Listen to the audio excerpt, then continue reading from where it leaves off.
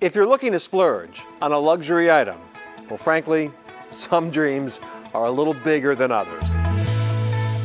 It's called the B&G Daychaser 48, and the lucky few who are in a position to splurge on a yacht can shop local at Boston Boat Works. Co-founder Scott Smith takes us through some of the design highlights. The windows slide open, and there's a walk-through to a bow lounge. So you can sit 8 people up in the bow and enjoy a day on the water. This is comfortable. Yes. My business partner, Mark Lindsay, was a leader in composite technology, and he built a boat that was better, faster, lighter, stronger, using aerospace epoxy construction methods.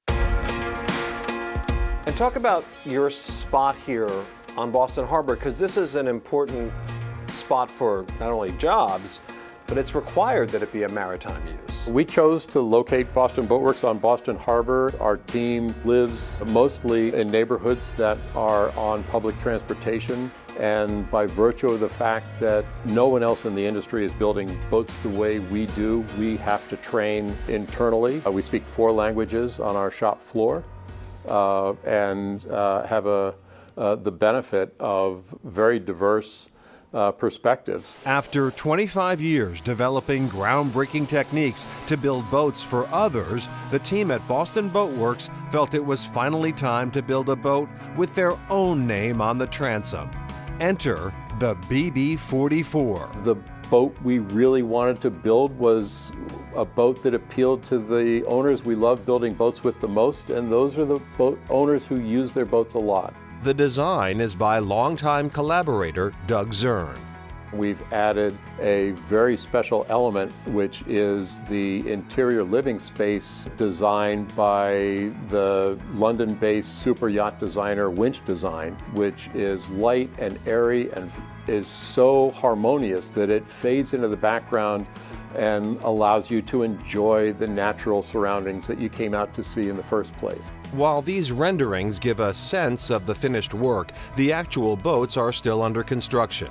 To see how things are coming together, Smith treated us to an early look at the hull fresh out of the mold on the shop floor.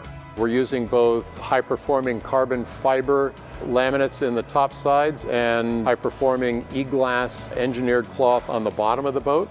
That combination makes a boat that's light up top and quiet in the water.